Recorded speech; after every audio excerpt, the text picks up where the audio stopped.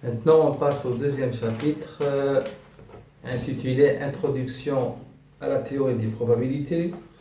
Donc, ce chapitre est composé de trois grandes sections: l'analyse combinatoire, les concepts fondamentaux de probabilité et les variables aléatoires. Donc, l'analyse combinatoire est une branche de mathématiques qui étudie des méthodes et techniques permettant de compter ou bien de dénombrer un ensemble. Elle repose sur une notion de cardinalité et s'appuie sur trois principes de méthode d'énumération: les arrangements, les permutations et les combinaisons. Les méthodes de dénombrement sont basées sur deux principes fondamentaux: le principe de multiplication et le principe d'addition. Donc, si une tâche peut être réalisée en effectuant un choix indépendant successif, alors le nombre total de façons de l'accomplir est égal au produit du nombre des choix possibles à chaque étape. Si on suppose qu'on veut choisir entre trois couleurs, trois nombres et deux aliments, alors le nombre de possibilités va être égal au nombre de choix possibles des animaux fois le nombre de choix possibles des couleurs fois le nombre de choix possibles des nombres, qui est égal à 3 fois 3, 9 fois 2 égale à 18. Donc, le deuxième principe, c'est le principe d'addition. Si une tâche peut être effectuée de n façon et une autre tâche de m façon, et que ces deux tâches sont mutuellement exclusives, ça veut dire que indépendantes, ne peut pas être produites simultanément, alors il y a 1 plus n façons de choisir l'une ou l'autre. Par exemple, supposons que l'on souhaite acheter une tablette ou un smartphone. Ça veut dire qu'il y a exclusivité des tâches. Il n'y a pas la différence entre ça et ce qui est l'exemple précédent. Dans l'exemple précédent, on voulait choisir un animal et un nombre et une couleur. Tandis qu'ici, on veut choisir, on veut acheter soit un téléphone ou bien un smartphone.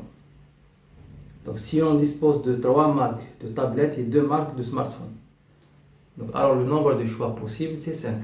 C'est la somme. Les méthodes de dénombrement, donc on commence par les arrangements.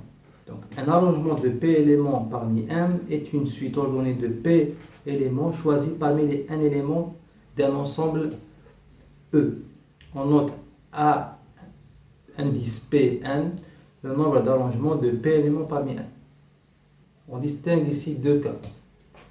Si on se permet de choisir, on a dit qu'un arrangement est une suite. Si on permet une répétition d'un même élément de E dans la suite, alors le nombre d'arrangements total est égal à n puissance p.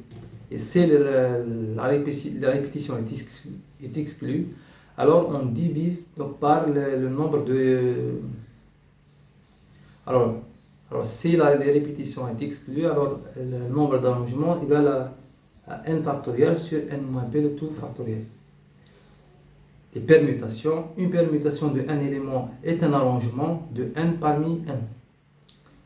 Donc si on prend dans l'arrangement n égale à p, alors on est en train de faire une permutation. On est en train de dénombrer le nombre de permutations. Donc si la répétition est permise, le nombre de permutations c'est n factoriel divisé par la répétition, le produit des répétitions des nombres, le produit des éléments répétés dans la suite. Sinon, le nombre de permutations est égal à 1 factoriel. Donc les combinaisons, une combinaison de P éléments parmi N est tout simplement un sous-ensemble de E. Un sous-ensemble noté E bar de E. Si on note le cardinal de E bar par P, alors si la répétition n'est pas permise, alors CP1 c'est 1 factoriel sur P factoriel fois N moins P. Si on autorise la permutation, la répétition, pardon, alors les combinaisons sont notées K, Pn, qui est égal à Cp n plus P moins 1. On distingue deux types d'arrangements. Alors, pour résumer ce qu'on vient de dire, on distingue deux types d'arrangements. Un arrangement sans répétition et avec répétition. Si l'arrangement est sans répétition et l'ordre est important, alors l'arrangement est une permutation, ou bien c'est un arrangement APN. Si l'ordre n'est pas important, alors c'est une combinaison. Maintenant, si la répétition est autorisée, et l'ordre est important, alors c'est une permutation ou bien c'est un arrangement. Et si l'ordre n'est pas important, alors c'est une combinaison avec répétition. Donc le triangle de Pascal, donc on commence par l'identité de Pascal, c'est Cpn égale à Cpn-1 plus Cp-1, n-1. Donc et on peut maintenant dessiner le triangle de Pascal. Alors la première ligne c'est les P, la deuxième c'est les N, et ce qui est à l'intérieur c'est les combinaisons de P éléments parmi N.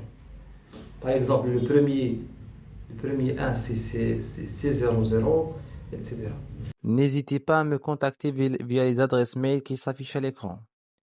Pensez à liker, à vous abonner pour recevoir les notifications des prochains cours. À bientôt et à la prochaine.